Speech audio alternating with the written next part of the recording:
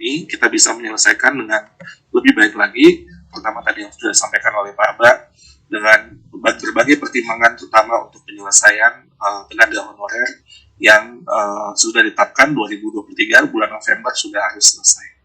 Lanjut. Nah, Ibu Bapak yang saya hormati, kami sering di Kemendikbudristek itu menerima pertanyaan-pertanyaan terkait dengan bagaimana formasi yang sudah diajukan 2021, apakah itu hangus gitu ya, apakah itu hilang? Jawabannya di sini kan.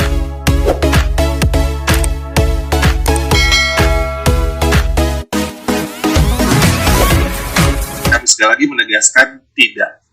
Artinya formasi yang masih tersisa sebesar 212.000 sekian tadi yang sudah saya sampaikan di slide sebelumnya, itu tetap akan menjadi formasi yang diperebutkan di tahun 2022 ini.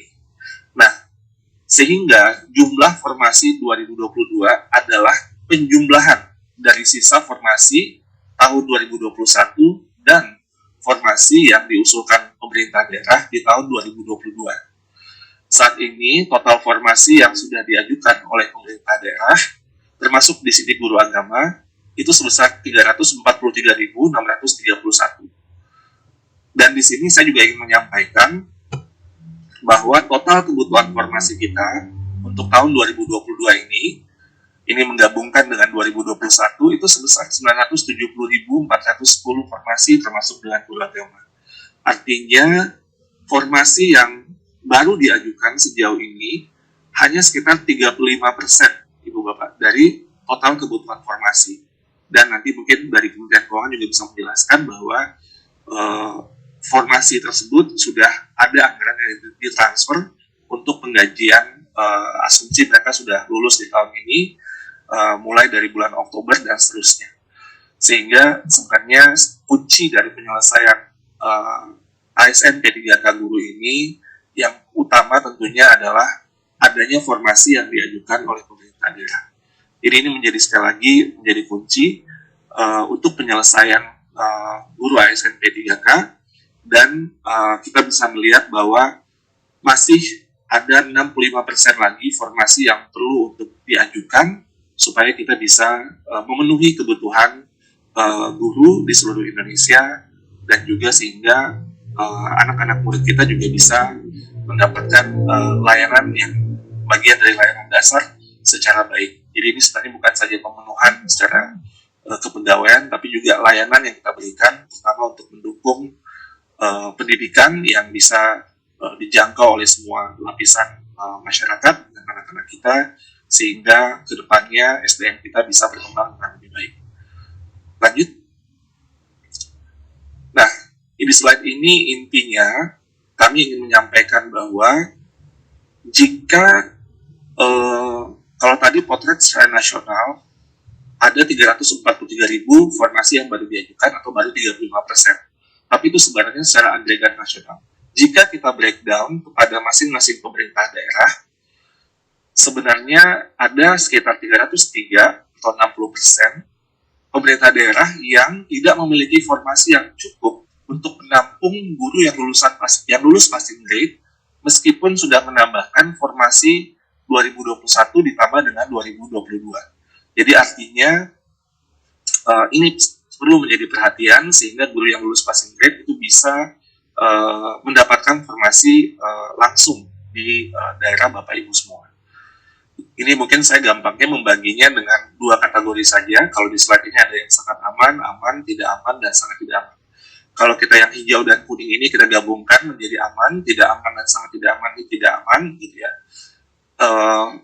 Penjelasannya yang aman berarti formasi gabungan 2021 dan 2022 itu lebih besar daripada guru yang lulus passing grade di daerah tersebut. Ini kalau dijumlahkan 19% tambah 21% itu 40%. Jadi 40% Pemda itu dalam kategori aman, dalam konteks bisa menampung guru lulusan passing grade dengan formasi yang sudah ada saat ini. Namun ada 60% yang kami analisis Pemda yang dalam kondisi yang tidak aman.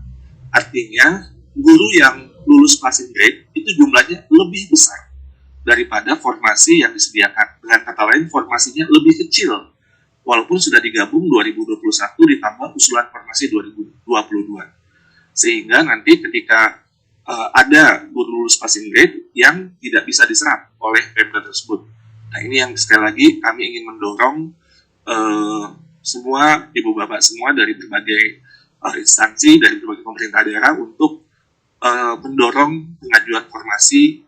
Nanti mungkin Abang akan menjelaskan mekanismenya di tahun 2022 ini.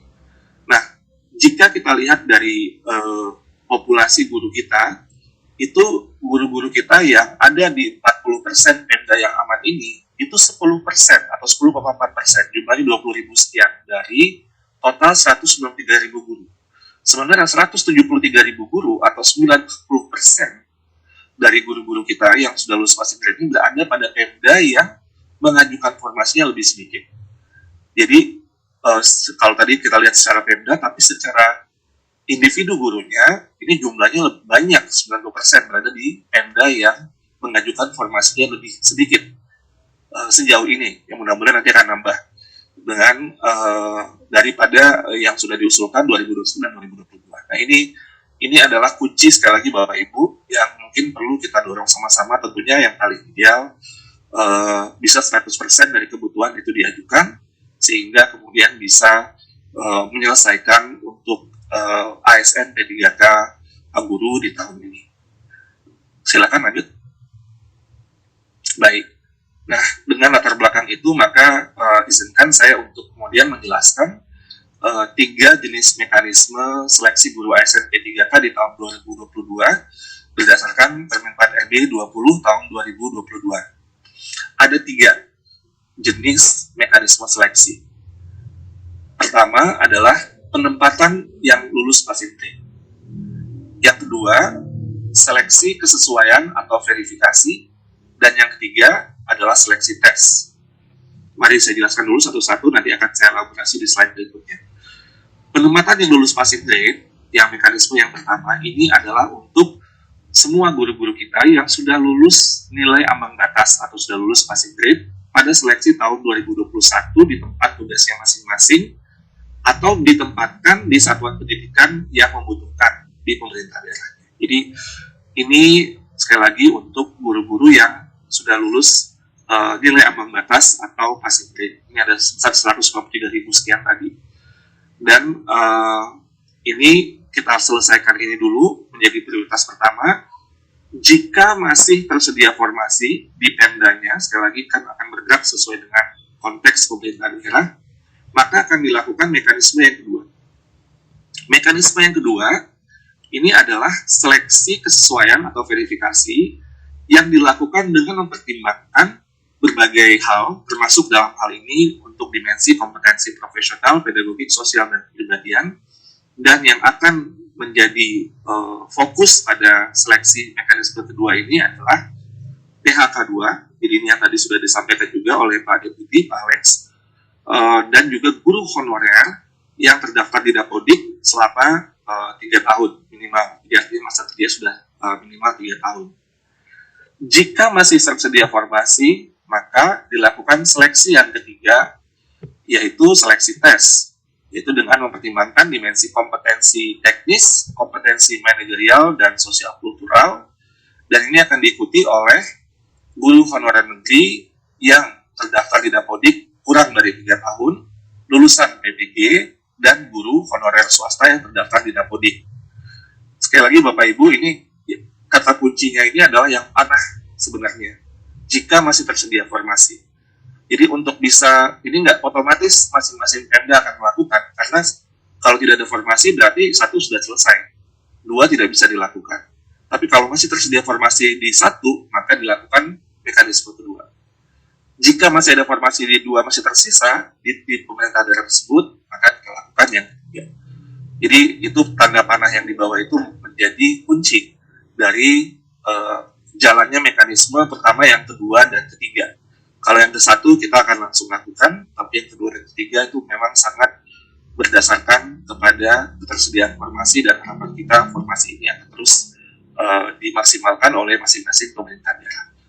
Lanjut, saya akan elaborasi satu-satu.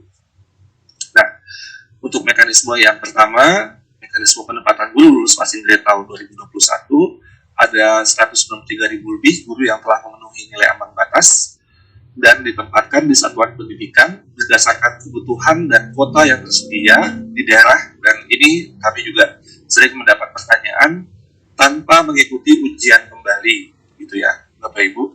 Jadi, tapi harus daftar. Jadi ada beberapa pertanyaan, kenapa kami harus daftar? Karena kita harus verifikasi juga apakah Bapak Ibu pertama masih berminat, terus yang kedua juga mungkin, mohon maaf, ada yang mungkin sudah meninggal dunia dan sebagainya. Jadi kita perlu memastikan bahwa proses pendaftaran ini dilakukan tapi tidak mengikuti ujian kembali. Ini tidak ada tes untuk itu, tapi proses pendaftaran harus dilakukan. Poin yang kedua di sini adalah individu yang ditempatkan di tempat tugas masing-masing sepanjang kebutuhan tersedia. Apabila tidak terdapat kebutuhan di tempat tugasnya, maka akan ditempatkan pada satuan pendidikan yang membutuhkan.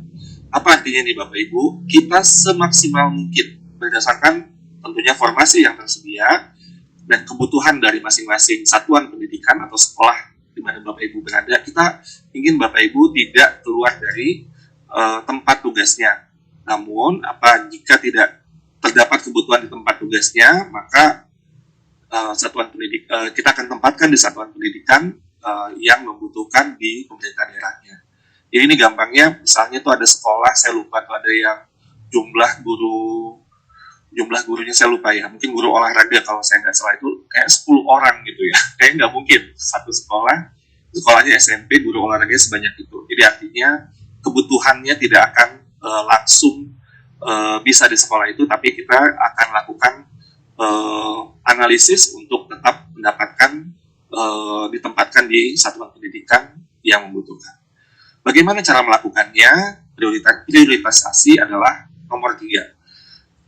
Prioritas penempatan dilakukan berdasarkan urutan kategori pelamar. Yang kita utamakan, seperti tadi yang sudah disampaikan Pak Deputi, adalah THK 2. Jadi THK 2 dulu kita selesaikan, yang lulus passing grade yang THK 2, baru kemudian guru honorer negeri, baru kemudian lulusan PPG, baru kemudian honorer swasta. Nah, lalu kemudian juga pada masing-masing kategori, poin yang keempat, juga kita lakukan juga. Jadi misalnya THK 2 atau honorer negeri dan sebagainya, kita lakukan siapa yang mendapat prioritas yang lebih awal. Pertama, kita lakukan berdasarkan nilai yang diperoleh pada hasil seleksi 2021. Kan ada kompetensi teknis, manajerial sosiokultural, wawancara, dan juga ada dengan usia. Nah, di sini kita juga bisa melihat, pertama kita lihat dulu kompetensi teknisnya. Siapa nilainya yang lebih tinggi, itu yang akan lebih diprioritaskan. Baru kemudian manajerial sosiokultural, filter kedua, filter ketiga nilai wawancara, dan filter keempat berdasarkan usia. Jadi ini akan kita lakukan proses mekanisme penempatan lulus passing grade. 4 poin ini menjadi poin yang utama. Oke, jadi itu tanda panah yang di kanan bawah Bapak Ibu, itu jika pada saat tersedia informasi, kita buka seleksi untuk mekanisme yang berikutnya, yaitu silakan slide berikutnya. Mekanisme yang kedua, seleksi kesesuaian atau verifikasi bagi pelamar THK 2 dan guru honorer sekolah negeri minimal 3 tahun bekerja dan terdaftar di Dapodik. Di sini, pertama, kita lakukan bagi guru yang lulus passing grade, jika masih tersedia formasi. Lalu seleksi di sini adalah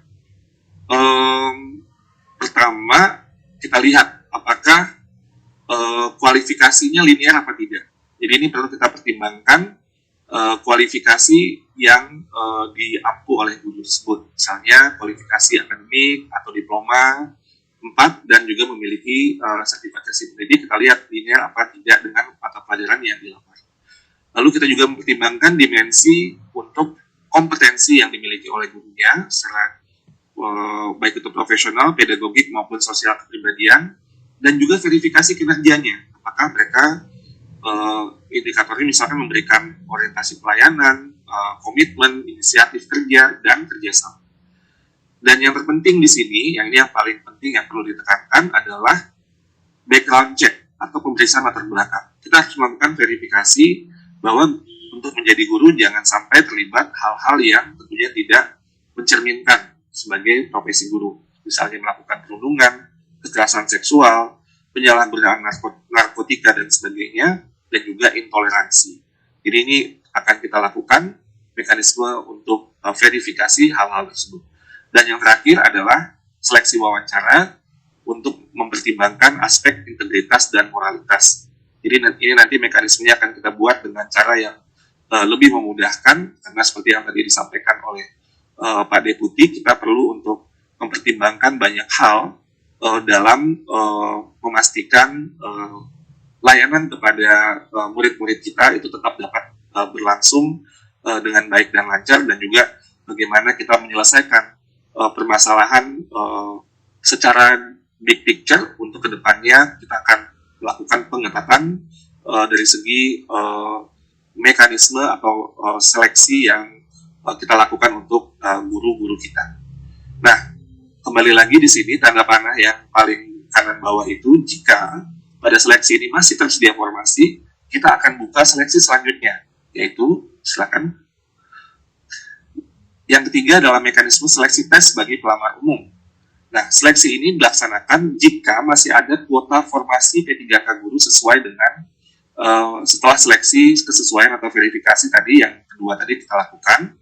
Seleksi ini menggunakan sistem computer assisted test atau tes yang berbasis komputer yang dilakukan dengan sistem ujian nasional berbasis komputer.